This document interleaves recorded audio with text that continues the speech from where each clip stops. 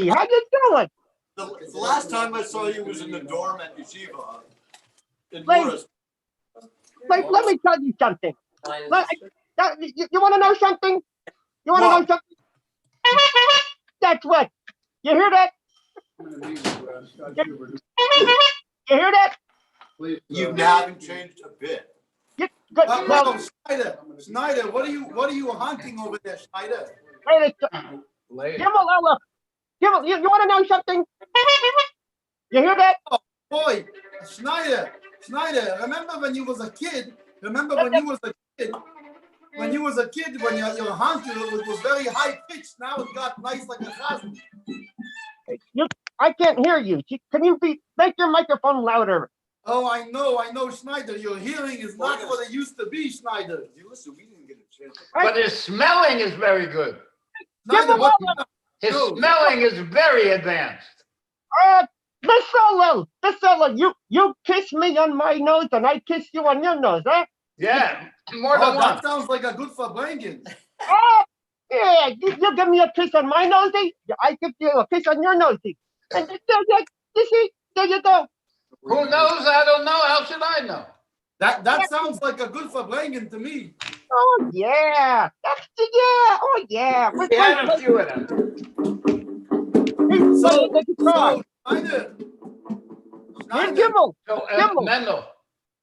Mendel, give me permission to record and to share. Mendel, you're looking good today, Schneider. Give me permission, Mendel. Thank you. And it's nice to see you. It happens that Schneider is looking very good tonight. He must have got a haircut or something. Yeah. Well, it's not tight because he's not wearing one. It must be the haircut. Mendel. Yeah. Give me permission to share and record, please. Oh, yeah. Okay, 1 second. Here we go. Just click on the buttons. The buttons allow the code. Good. Okay, we're getting there. Now we do the share. Advanced sharing options. Look at that. All participants. Good.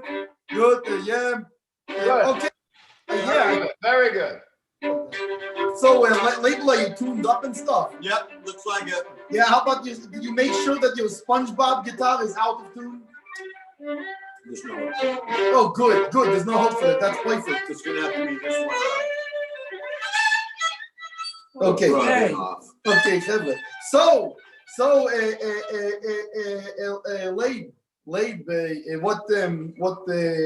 what we're going to start with today? How about the thing that we always start with? Old man, you've been around the block once or twice. Yeah. All right, well, here we go. It's late, so we go.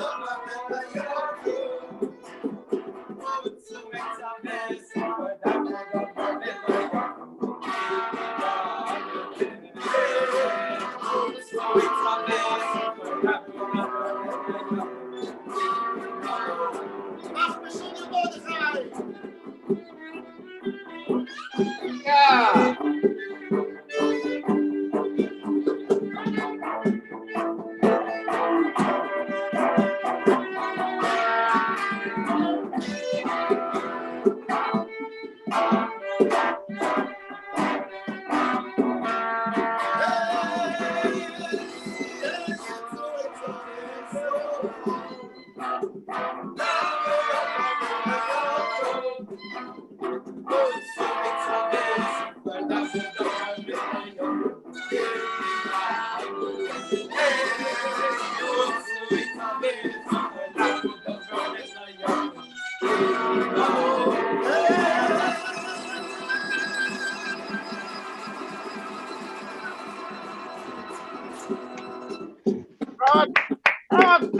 was wonderful. That's really cool. It's really cool. I could listen to that stuff all night, Ray. I could listen to that all day and all week. That was beautiful. And let me give you a kiss on your forehead. Thank you, Schneider. Schneider. You hear that? Hey, kids, what time is it? Time for Gezintahait Street. It is time for Gezintahait Street. And tonight we have a story.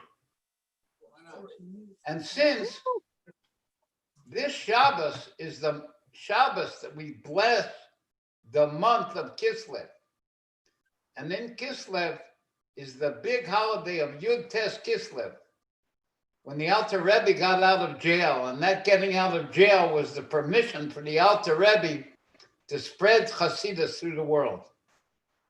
And it's called by different names. Sometimes it's called the Rosh Hashanah of Chassidus, of the inner level of the Torah.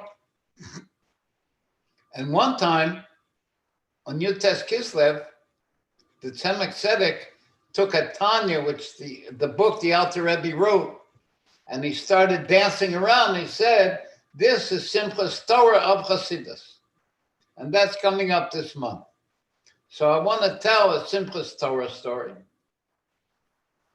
And the Simchas Torah of the outer level of the Torah comes in the month of Tishrei.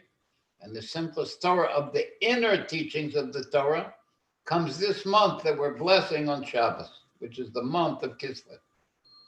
Once, on Simchas Torah, the Balditchev Rav, who was a big Rebbe, who loved the Jewish people, he saw there was a Yid dancing very enthusiastically with the Torah. And he recognized that Yid. He was Shmuel the shoemaker. And he asked him, he said, Shmuel, did you learn any Torah this year? No, said Shmuel the shoemaker. Then why are you dancing so happily with the Torah? You never learned the Torah. Shmuel answered him, at your brother's wedding, you dance. And that got a laugh out of the Balditchev Rav. A Rebbe says that really, Simchas Torah is not just a brother's wedding. It's the essential rejoicing of every Jew over the fact that the Torah was given to him personally. So on Yud Tes Kislev, which is coming up this month, we're happy because the inner secrets of the Torah were given to each one of us personally.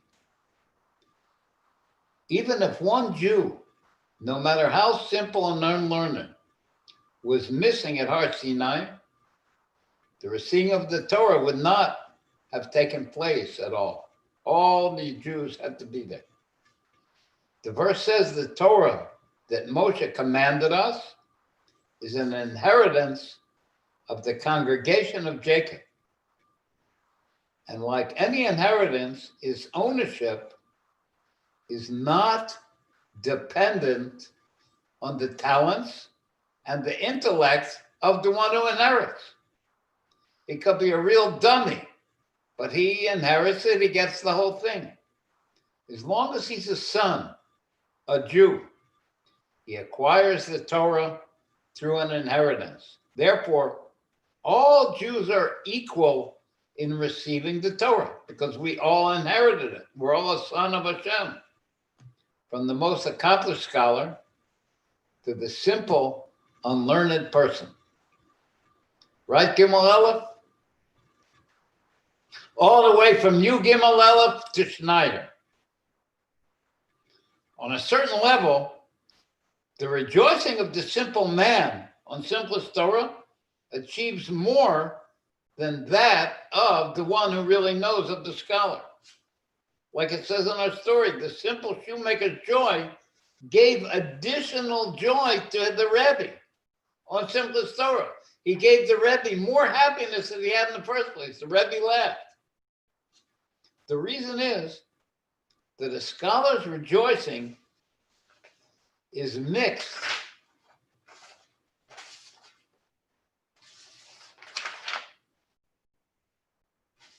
with the fact that he's happy in what he understands. His understanding covers over his essential happiness and pure joy, which is not the case with the simple guy. Nothing covers over his happiness and his pure joy, not even his intellect.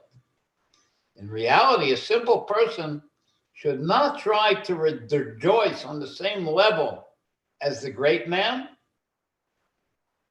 The great man should try to rejoice like a simple person. But how's it possible? After all, the scholar, the great man, he does know Torah, and he is happy with what he knows in Torah.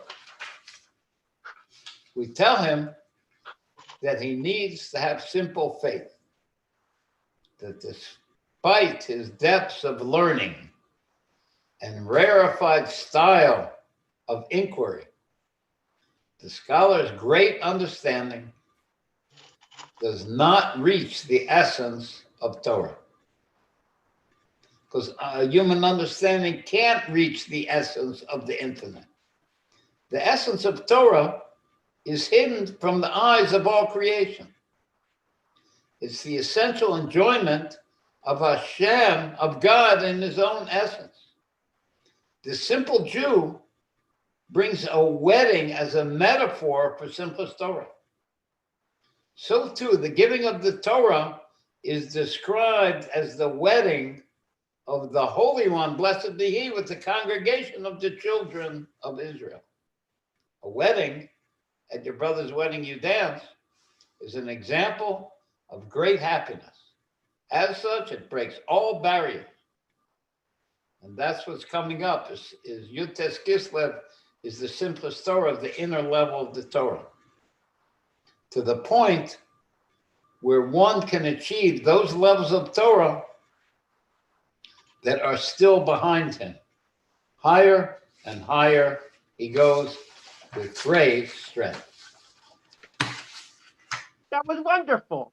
Thank you, B'Shalom. Thank you. It's a story the Rebbe told on Simplest Torah one year. Wow.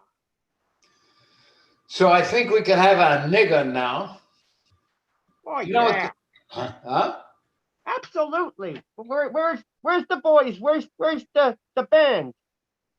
Where's the middle fiddle? Where's the yiddo with the fiddle? Okay. Some members of the Can you band hear have us? Okay. Where's that bongo boy?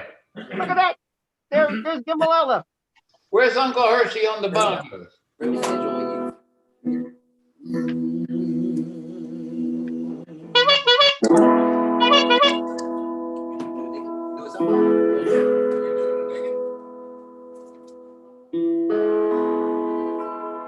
Okay, boys. Let her have it. Come on. Let her rip. Let's hear what you got.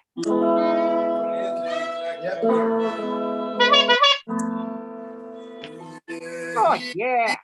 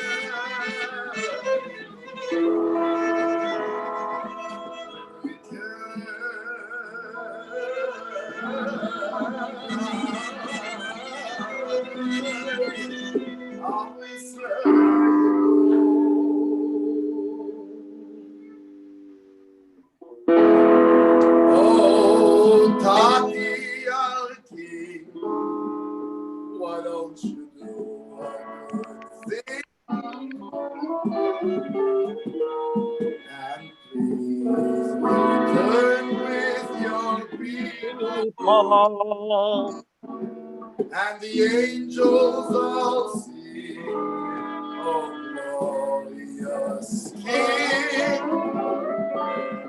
won't you please turn with your people? oh, They made you a crown, why don't you come back to town? And please return with your people. people. Oh, Melech, our King, you know it don't mean nothing unless you please turn with your people. People.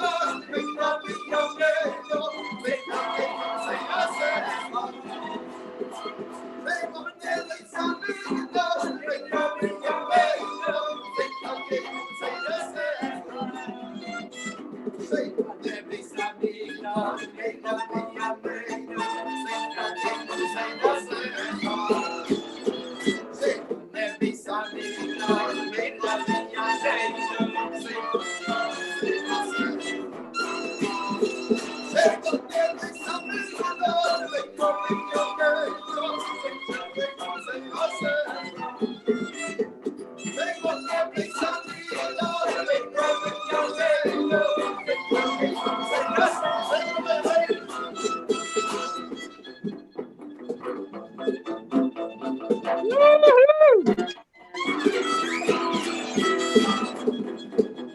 Look at Gimel Aleph go. Woo.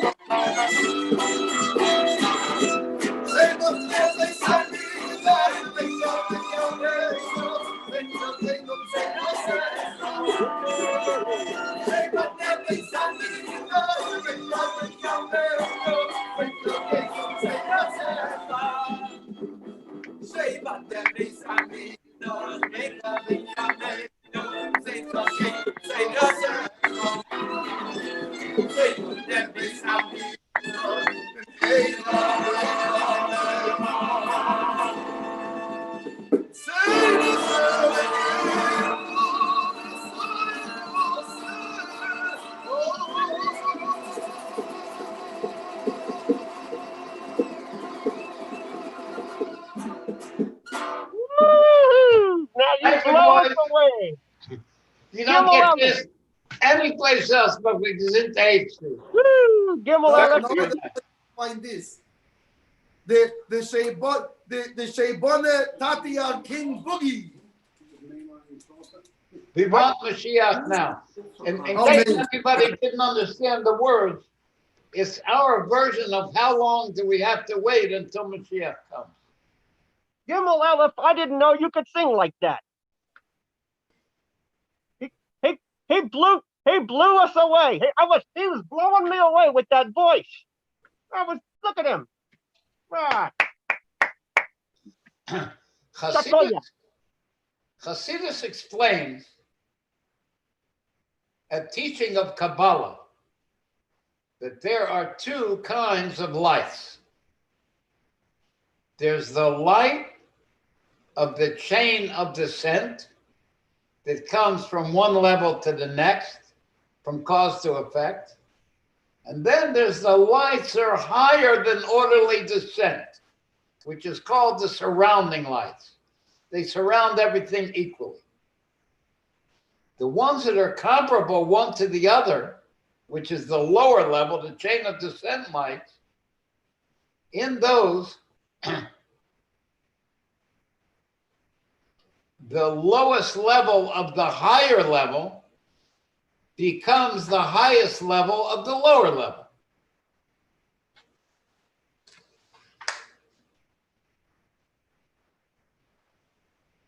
like the spheros, the godly emanations,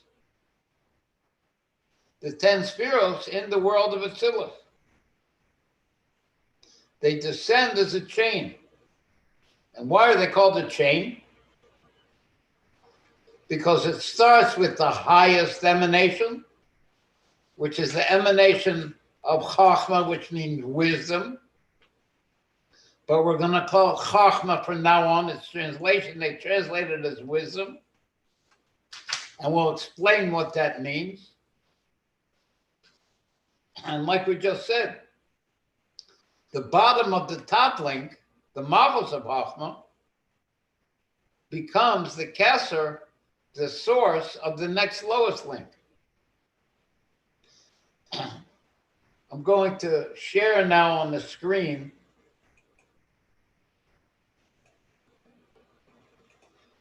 our old friend, the Shem Havaya, the ineffable name. Now, the way this chain works, it starts with the Yud, which represents Chachma, which represents wisdom. And then it descends to the Hey, which represents understanding, which is Bina.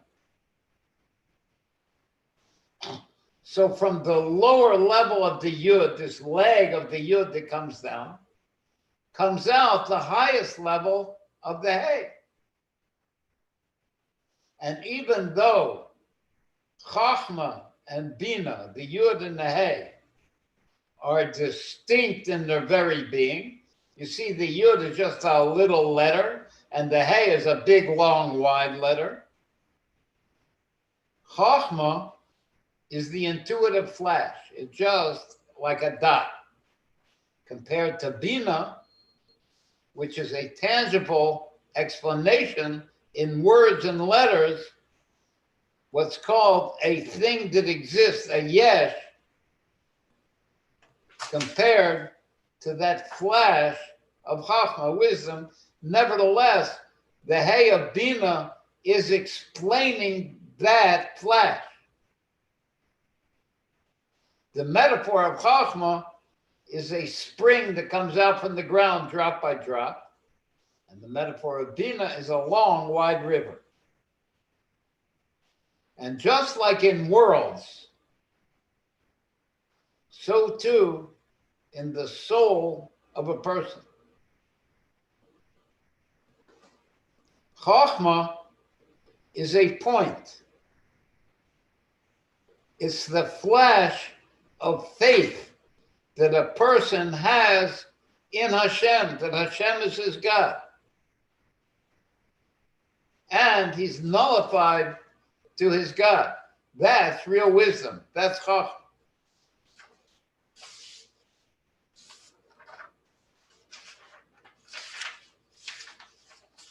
Bina, which is symbolized by the Hey, see it's a long, wide letter, is the understanding that internalizes that flash of Chachma. So the flash that I have a God, and he's my God, and I'm nullified to him, is explained through the explanation of Bina, the long, wide explanation. So we see the Chachma and Bina are separate and distinct entities. Nevertheless, they're intimately connected and comparable. So even the higher level, which is Chachma, the Yud, is seen in the lower level, which is Bina. Because when you write a Hey, you start with a Yud. They're comparable. The second level of lights, the surrounding lights, are incomparable. That Chachma, compared to the godly crown where it comes from, can't be compared at all. As you see, we have here the name of Hashem, the highest level, the revelation of the emanation of Hashem. And this thing comes from nothing. Where does it come from? Well, it comes from the godly crown. It comes from Hashem's desire to have an emanation. But it can't be compared to it. You see, it's not connected at all. Chachma can be compared to Bina. They're all in the same ballpark. But where they come from is not defined or realized at all. There is no comparison. Even though the place where they come from the level of the crown, is related to them,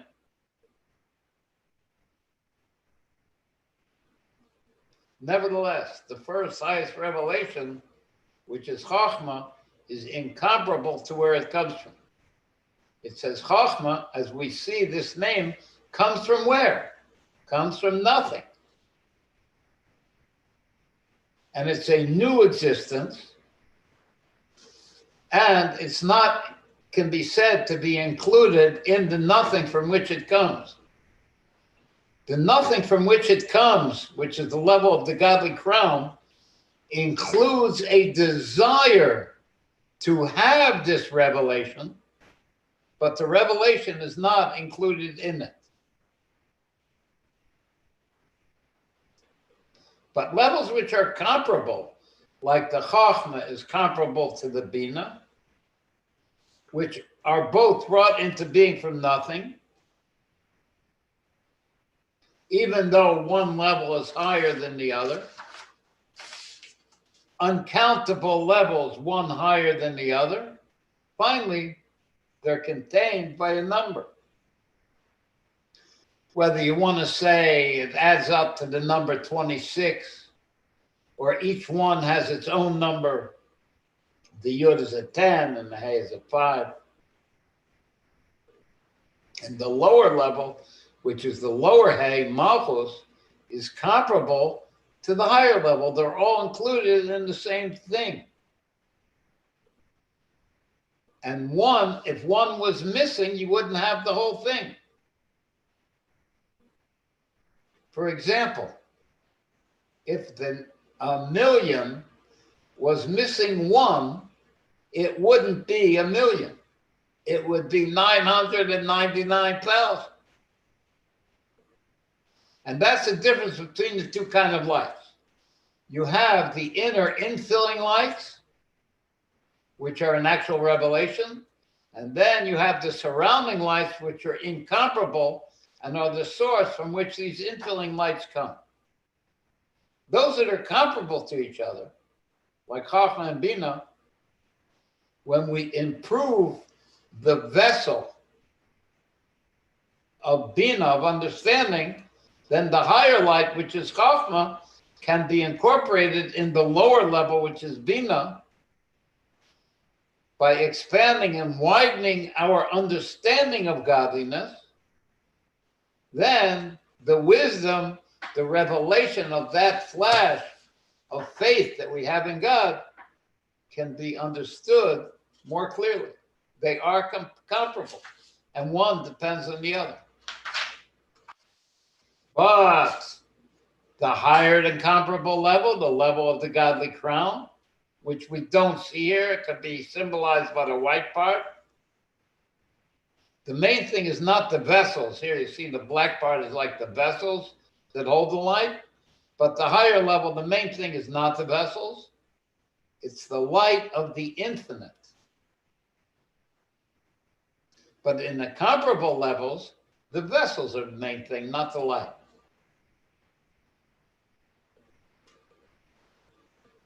You guys want to do a niggin, or shall I continue at this point? Or you have a niggin for us?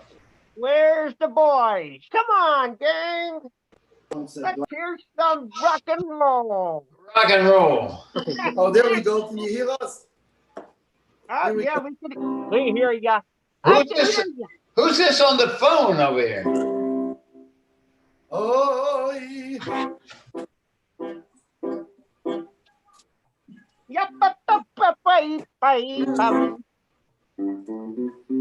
Oh, yeah. is she ready? Is she ready? Where's the bongos?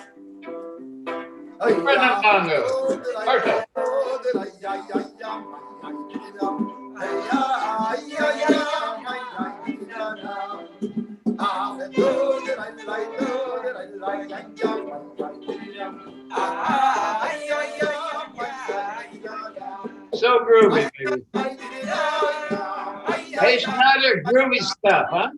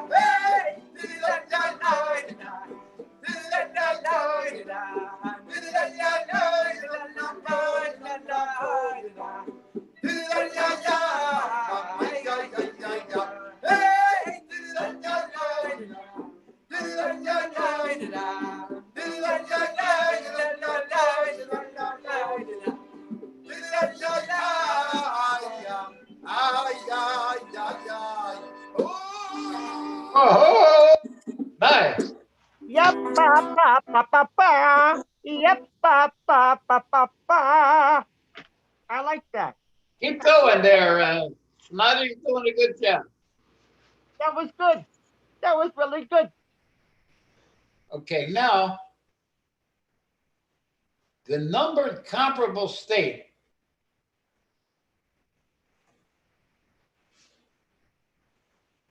Oh, look at that. is the spiritual state and the place of reckoning, the place of counting. That will be in this lower hay of the Yud Ke Vav Ke, which is called Malchus, which is called the thought and speech of the king. For numbering is possible only with entities that are finite. And Malchus, with the speech of the king, the decree of the king, brings out the created worlds which are finite. Itself is godly and unlimited, but it is the godly manifestation which is connected to space and time, to limited, numbered creations. And it's the source of all finite and divisible created beings. And that's what it says, I believe, in Shir HaShirim, the Song of Songs. Your eyes are like pools in Cheshbon. Isn't that beautiful? Your eyes are like pools. Since That's beautiful. Since a pool is a receptor for water that flows into it, the pool serves as a metaphor for Malchus. Malchus, this lower hay, receives from the higher spirit. And it is the feminine spirit, the one that receives. The downflow of the divine life and life force from the higher spheros. The word cheshbon in that biblical verse is an actual name of a place, but on a non-literal level, it's understood as its dictionary meaning. Cheshbon means numbering. It means a limited number of creations. So Malchus brings in creations that have a number, that are limited.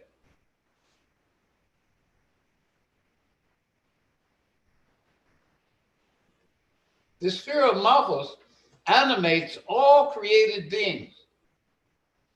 And they're all in the upper, and all of them in the upper and lower chambers, which means like palaces in the spiritual worlds. They're all subject to counting and reckoning. They all have limits. Like it says, 1,000 thousands. That's a million in case you're not into mathematics. But still, a million is a finite number of angels minister to him. But the supernal will desire, Hashem's will, as expressed in the mitzvahs and the commandments that he gives us, derives from an even higher level of divinity than does Chachma, which is wisdom. Chachma is higher than Malchus. See, the Yud is before the final Hey.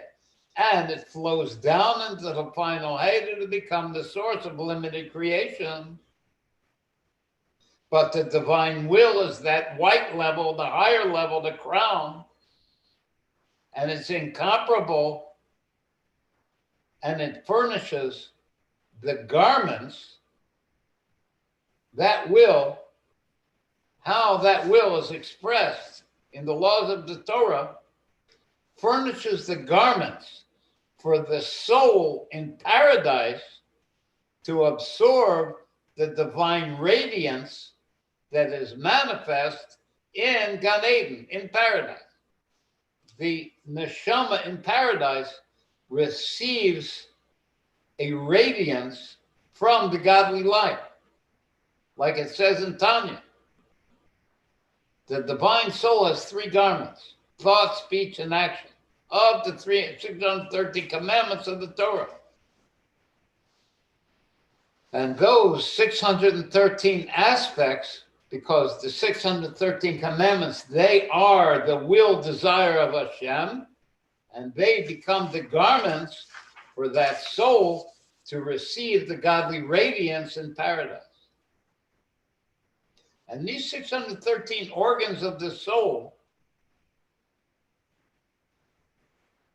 have to be clothed in the garments of the commandments. That's Hashem's desire. And an explanation of the indispensability of these garments is given in the Zohar. And is understandable to every thinking person, the Alter Rebbe says. The soul levels of man are created entities. We're a creation. Therefore, we're inherently limited. All creations are limited to a number. It's impossible for any created being to attain any apprehension of the blessed creator and former of all. Like even the spheres of the world of Atzilus come from nothing. There's no apprehension of godliness. And that's how it is in divinity that transcends worlds. There's no way to grasp it. There's no way to realize it. There's no way to experience it. So how is it that the soul can experience it in paradise? Not only that, even after Hashem has radiated a glimmer of his blessed light and has caused an emanation in the form of an evolution of numerous descending comparable degrees, level beyond level, like we see here in the spheres of the world of Atzilus.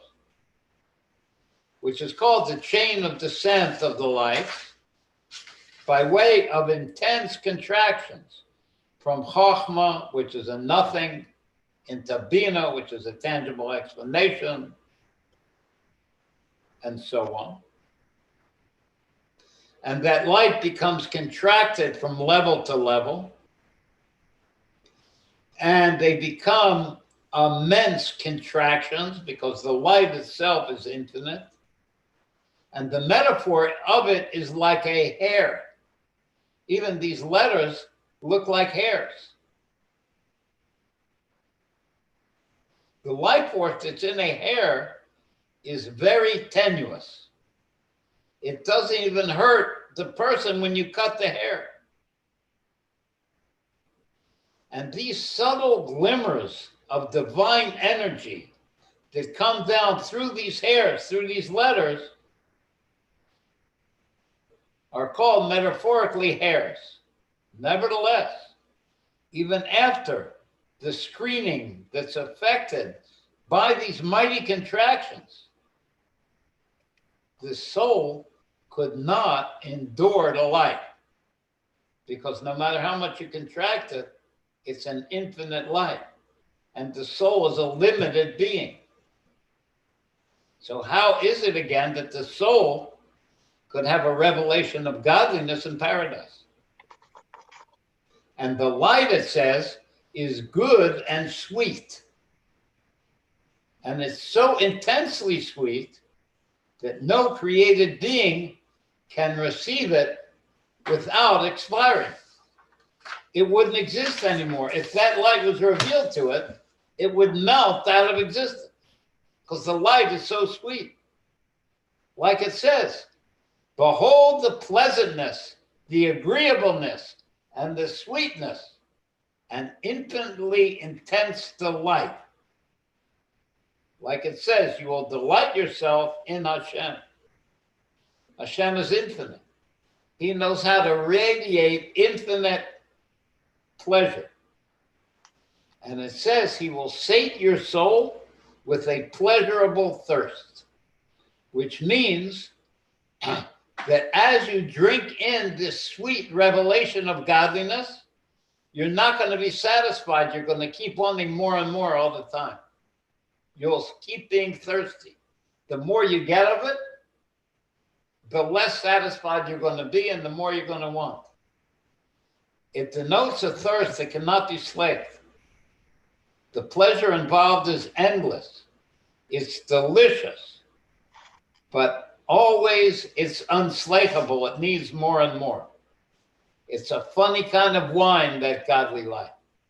The more you drink, the more you want.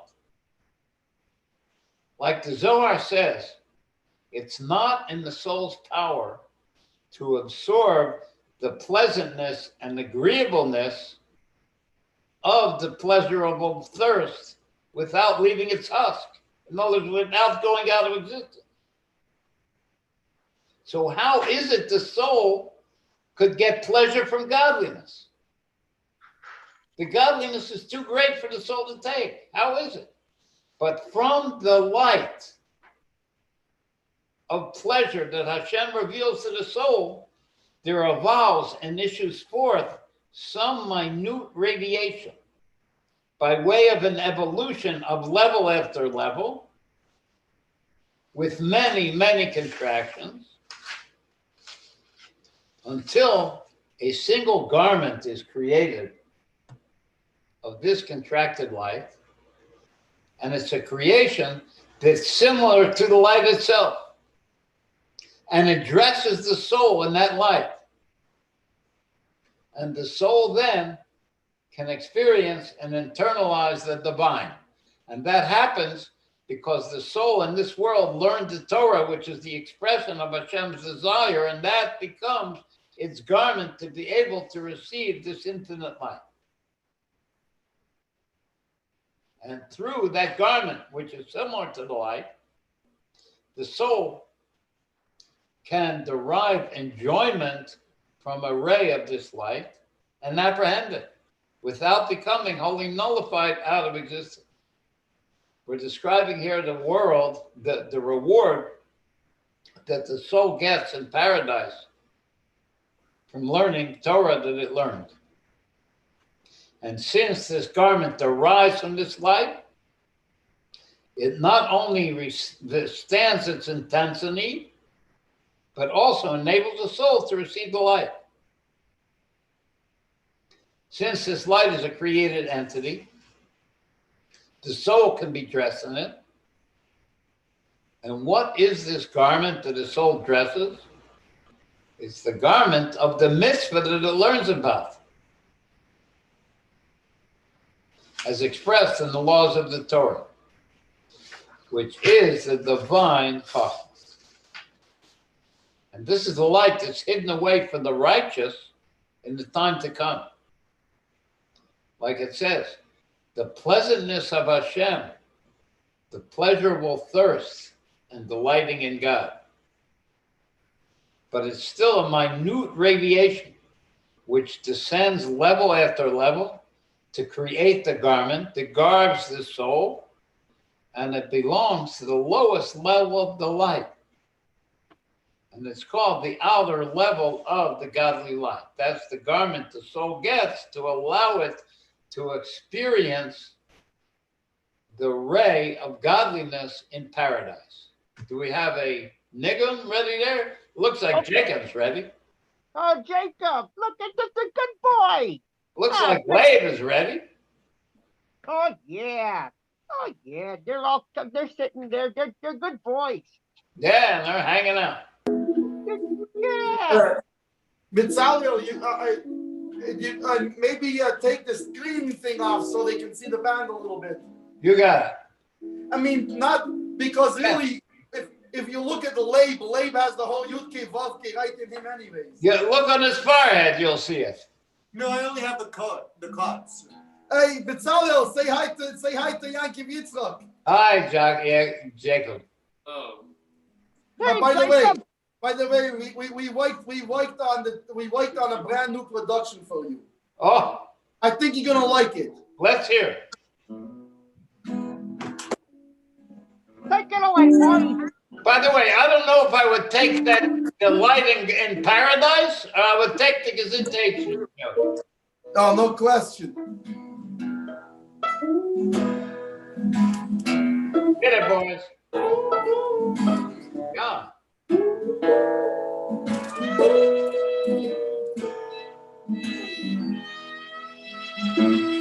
Oh, Tati, our king, why don't you do a good thing and please return with your people? The angels all sing, oh glorious King, won't you please return with your people? Oh, yeah. Made you a crown, won't you come back to town and please return with your people? Check. Oh, Tati, our king, you know it don't mean a thing. Listen, return with your people. All right.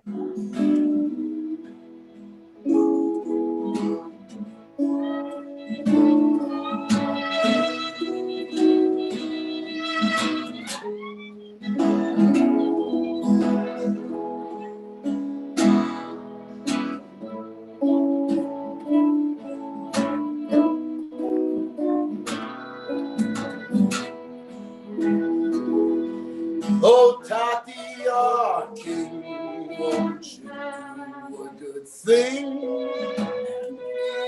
Return with your people, and the angels all sing, oh, glorious King. Return with your people. They made you a crown. Won't you come back to town? Return with your people. Oh, Tati, our king, you know it don't mean a thing. Return with your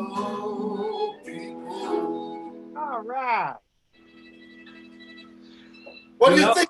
Hallel? What I think is, people say that when you drink Gezintahait, you drink real strong alcohol, it leaves you breathless. Oh, yeah. Well, this leaves me wordless. It's absolutely fabulous. Great, huh? Yeah, 1,000%. All Jacob. right. Oh, yeah. Yeah. Schneider, what do you think, Schneider? That was nice. I liked it. That was good. Yeah, I know, right? Huh? Schneider, remember we used to sing this nigga? And we used to sing this nigga in Morristown. Oy vey, ach nein, oh, mom, och nado, yo. Oh, but yeah, I had one. I had one almost as good. It was kind of like maybe even better. Yeah, boy, boy, shakalaka, bing, bang, bang. Okay, boys. The Alter Rebbe explains that the external, now this is an amazing thing. It's right in the Tanya in Igros Kodesh, but I never saw it before. But it's right in there, and it's an amazing thing. The Alter Rebbe explains that the outer level of the radiance from which these garments derive is called the supernal will, is called Ratzon. That's the garments the soul gets because it's learning about the mitzvahs. The chachma of the mitzvahs is the Ratzon, is the desire of Hashem. And that becomes the garment for the soul. So it's the outer level of Hashem's pleasure. The inner level, what the soul receives, that wonderful thirst that it gets, is the level of pleasure and delight. And it's much higher and incomparable to the level of Chachma. Chachma is already some kind of emanation, and this is Hashem's pleasure that's being shared with us. And how is it shared with us? Through this garment of Hashem's desire. We can understand this from the soul of a person. A person has a faculty of pleasure. The soul takes pleasure in what it finds pleasurable. Like when it gets a new idea. And the outer level of that pleasure is the level of will desire. The soul desires what it desires. And what does it desire? Something that's not painful. Pain is the opposite of pleasure. A person desires something because it gives him pleasure. So pleasure is the inner or motivating force for desire. And desire is considered external. Similarly, by Hashem and the infinite light, the supernal will, the desire, is the external aspect of Hashem's delight, which we receive in Gan Eden. And how do we receive it? Through that garment of Hashem's will, which is the outer level of that level of pleasure. The pleasantness of God, that's the inner level, the pleasure level, the pleasurable thirst, and the worlds of longing. So when we say the garment that the soul gets in paradise is the outer level of supernal desire, delight, and pleasure, that garment derives from the outer level of that pleasure, which is Hashem's Ratzon, which is Hashem's will desire.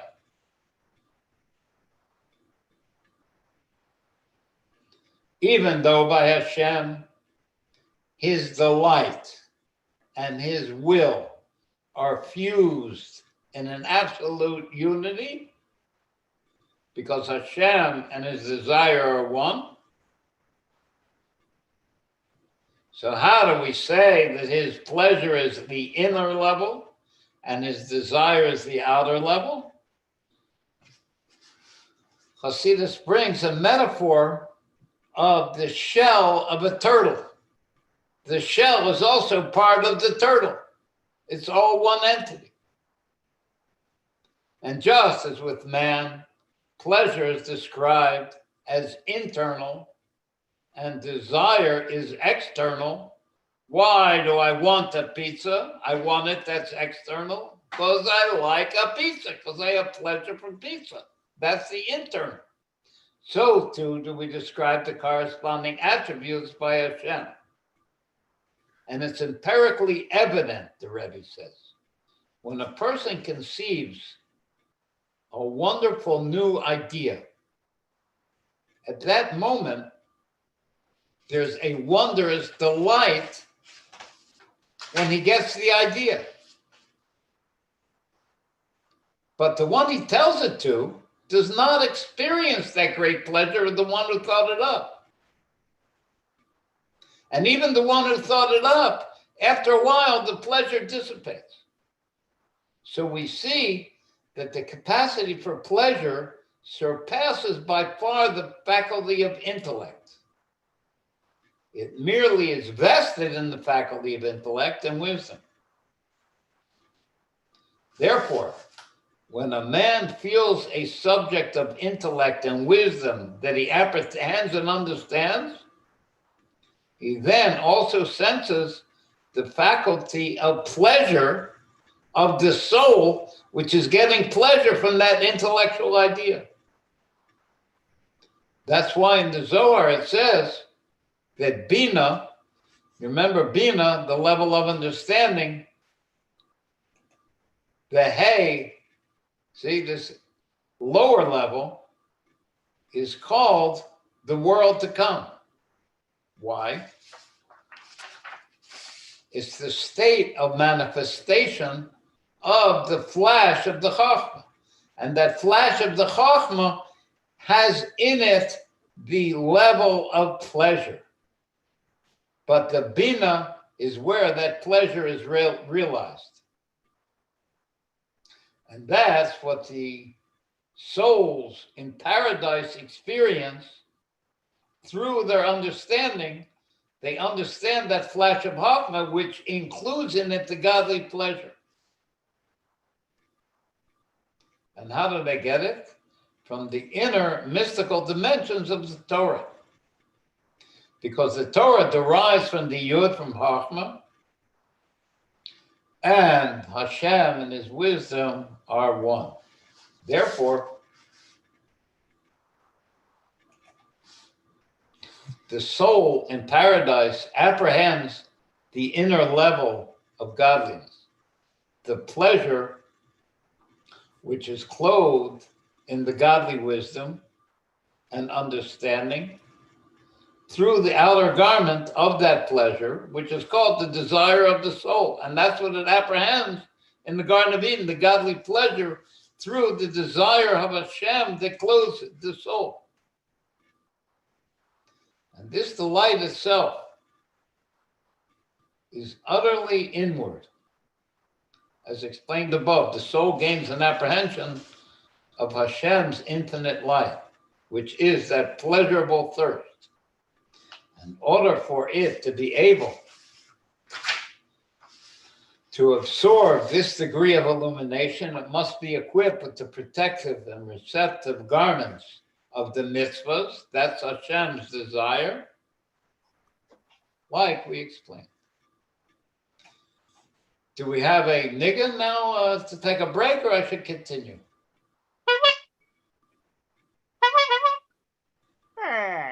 That sounds pretty good. Yeah, try that again. Oh, yeah, look at that. You see that? Want to know something? Can you hear us? Where'd you find that boy? Oh, here we go. 1 second. Me. Oh, Schneider, very nice. Oh, the Hanke. How do you do? Let's do it. Let that be a lesson to ya. Ready? Teira, Teira, Tziva, Tziva, Lano Meisha. Teira, Teira, Tziva, Lano Meisha. Teira, Teira, Tziva, Tziva, Lano Meisha. Teira, Teira, Tziva, Lano Meisha. I Teira, Tziva, Teira, Tziva, Lano Meisha.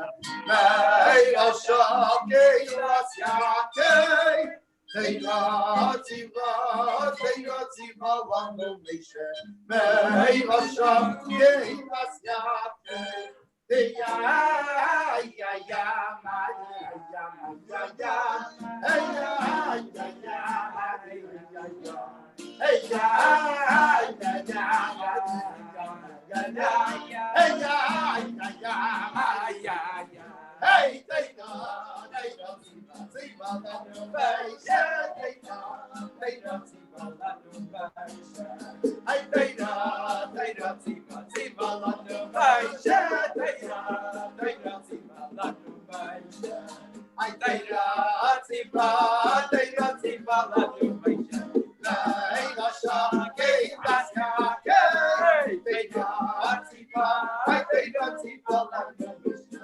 Meira, Shakei, Rasyakei, hey, ya, ya, ya, ya, ya, hey, ya, ya,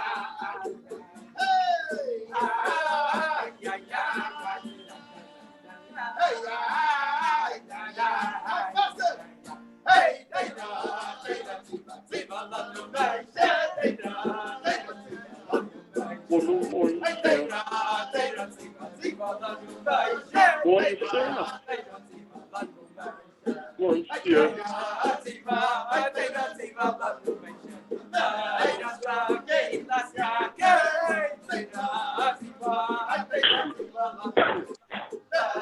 Well, what is so curious, young cool?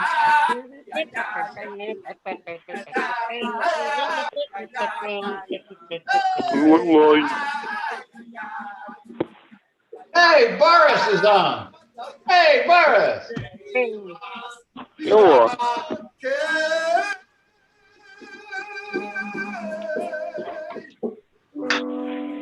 Okay, look at that. Boris, I didn't recognize your picture. yes, Baruch Hashem. Yeah, Schneider, we're even better than we are. Up and Boris. Hey, wait, I hear Boris. Boris, that. Boris, Yes, how are ya? Baruch Hashem. Boris Kershina. Look, this is Boris calling me. Boris. Oh, Yes, look, that's a good boy. Oh, yeah. Look at him. you're showing a picture of me. Oh, yeah.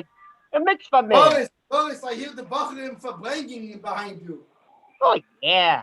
Those whippersnappers. After all, it's Thursday night. Oh, yeah. Yes, You know what they say. A minute on the lips, forever on the hips. That's right. Oh, yeah. yes, I clean up after verbringen. Oh, That's a nice verbranking over there, Boris. Yes, Baruch Hashem. Do my Boris, cleaning agent work. Hanholler found you. What you say? The Hanholler found you. Not yet, but I tried getting on live on the video, but it didn't work. The whole stopped me over there. Well, that's because the Hanholler has signal jammers. Well, thanks for joining us. Thank you very much, Boris. oh, yeah. Of Good course. one. Okay, so far, Oh, we yeah. explained the reward that the neshama gets in paradise. From that sweetness of the drinking of the thirst of the neshama that never ends. But the question is, so then what about Mashiach? What's going to happen? Already the soul is getting revelations of godliness. So what's the big deal of Mashiach? How's it different? Because in paradise, the neshama is getting a ray of godliness. And it's getting the essence of that ray through the godly desire. But when Mashiach comes, Hashem himself and his infinite delight in our mitzvahs will be revealed. Not just a contracted ray through divine Chachma and Bina. Then the essence of the divine will be revealed through the physical mitzvahs that we do now in this body. And these mitzvahs we will do will become vessels to contain and reveal the infinite time of the infinite delight without any obscuring veils, without any obscuring vessels. Like it says, your mitzvahs are very wide. We will experience actual infinite pleasure of Hashem in a body in this world. We'll see Hashem smile. From the mitzvah that we do here, we'll see the actual pleasure that Hashem gets out of what we do for him here. And that's what it says. The mitzvahs are a great number. They're a great reckoning. For example, giving tzedakah. Do you have a pushka there? Oh, Butchki. By the way, do you guys hear me? I didn't have the microphone on. Have you been able to hear what I'm saying? Yeah. Okay, hang on 1 second. Hang on. Okay, children. Now let me tell you something. Let me tell you something. You want to know something? Yeah, you hear that? Good. Let that be a lesson to you. Let that be a lesson to you. I just want everybody to see what we're talking about. Oh, I could see a lot more than that. Okay, when we do an actual commandment that Hashem wants, we accomplish Hashem's desire in this world. For example, when we take a coin and we give it to someone who needs it, we put the coin in the pushka. That accomplishes what Hashem wants. And when Mashiach comes, we're going to see the big smile from what we accomplished by doing that action. And we're going to realize it in a body in this world.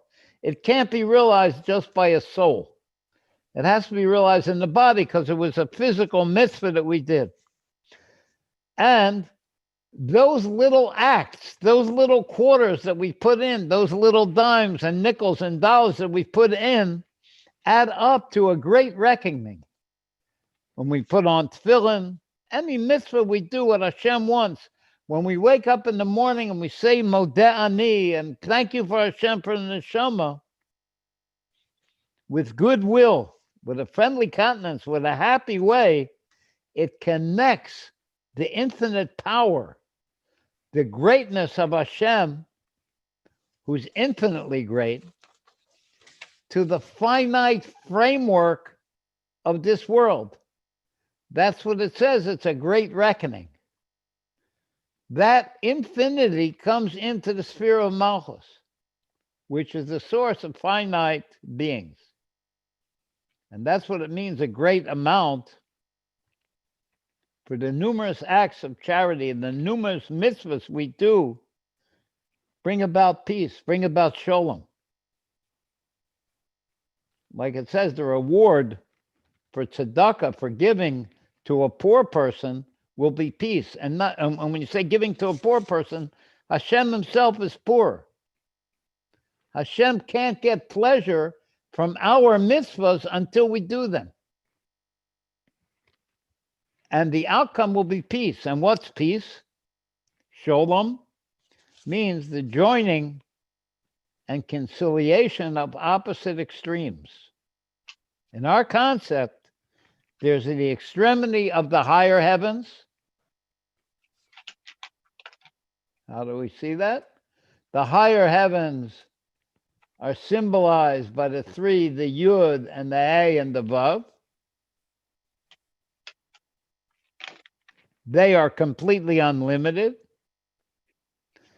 which means, like it says, his greatness is unfathomable. That is his comprehensible infinitude. And it comes down into the extremity of the lower heavens, which is the source of the godly light in our world. And it becomes vested in our world. That infinite level of pleasure of godliness, we'll see, will be invested in our world in a finite number. God, Hashem, will make his countenance shine forth with a radiation and a downflow of grace and kindness and supreme favor. Wow. From the fountainhead of life, the blessed Ein Sof, whose greatness is unfathomable and utterly incomprehensible, will be revealed to us down here any minute now. Oh, yeah. And Hashem's pleasure is completely infinite. It's not limited at all. So what vessel can it be revealed in? In our mitzvahs that we do. Like it says, your mitzvahs are very wide.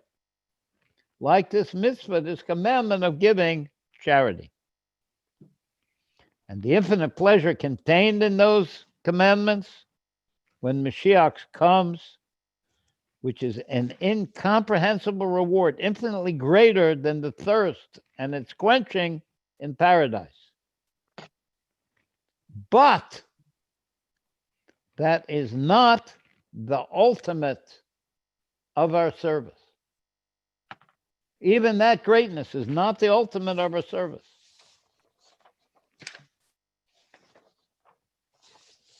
The ultimate of our service is, like it says, 1 second of good deeds and return to God in this world is greater than that whole world to come that we just described.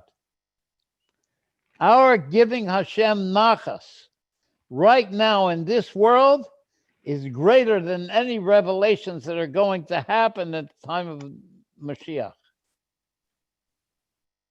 We give our Father the King nachas by doing what he wants in this physical world. Should we go out with a niggin? You got a niggin for us to go out with? Yeah, they always got some kind of niggin coming out of their nosy. Oh, where are the boys? Wait, Betzalel, give us 1 minute. Give us 1 minute to argue over the niggin. Okay, but maybe you have a appeal for us, Gimel Aleph.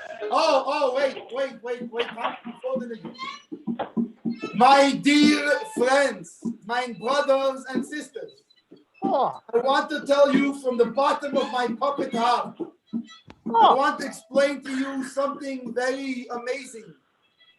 Something amazing that the Alter Rebbe explains in Torah this week. The Alter Rebbe explains that the main thing, Soif Maise v'machashava tchila, that the end action came in the mind first, like when a person builds a house. When a person builds a house, he's not thinking about the blueprint. That's not what he wants. And he doesn't want plaster. And he doesn't want electrical wires. And not even a roof. Those are all necessary. He wants the final house to live in. When Hashem wanted a world, that's like we wanted a world. He wanted our mitzvahs in the world. He wanted a world. So he wanted a world. I just want to add something. Not the angels. Wait. I just want to add something. Yeah. When a person builds the house, what he wants is to sit down with his friend in the kitchen and give him a tea. Exactly. Yeah. A tea or something stronger than a tea. Yeah. Maybe. Oh, yeah. And so when Hashem made this world, yes, it is necessary to have the worlds of Atzilus and all these great worlds. And it's necessary to have angels and all these things. But Hashem did not want the upper worlds. What he wanted was not the angels. What he wanted was a Jew down here on this earth doing a physical mitzvah, putting tefillin on his kepelet, davening, saying the words of davening, saying words of Torah, putting a mezuzah on his door.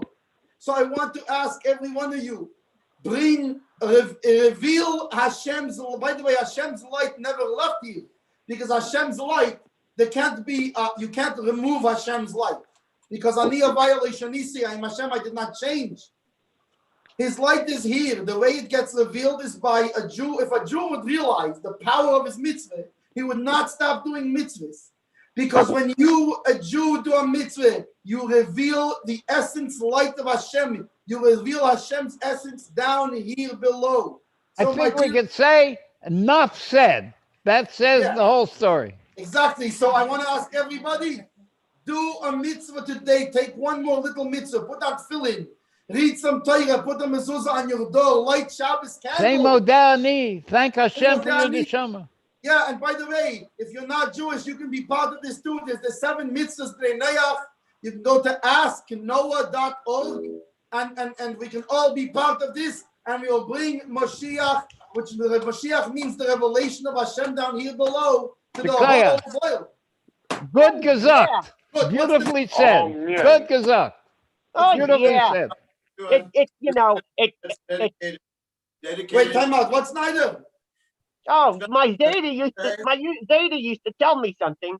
My Zeta used to say, it took us a long time, but we got there. Yeah. You had a very smart Zeta, Schneider. Oh, yeah. Schneider McBurman. Yeah. What's the name? Okay, hit it, boys. Wait 1 second, time out. Labe is going to explain the nigga and make a dedication. Puppet. Go ahead. From Achman Pisk, puppet. Okay. Oh! This is a dedication for victory. It's in honor of a victory that happened today.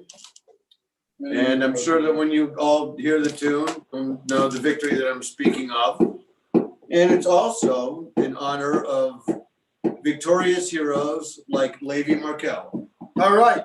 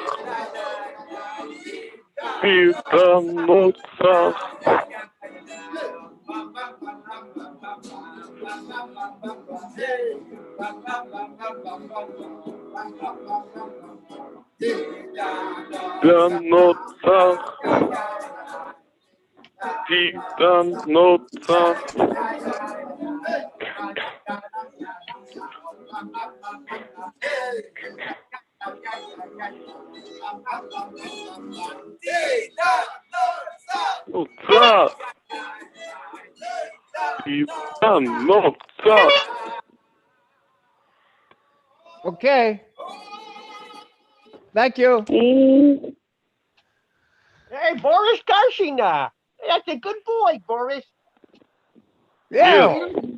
Okay, we're going to have our sign-off, nigga, now. Is everybody ready? Goodbye, Boris. Ready, Lave? Gezintahait. Wait, Boris. Gezintahait. Gezintahait, my friend.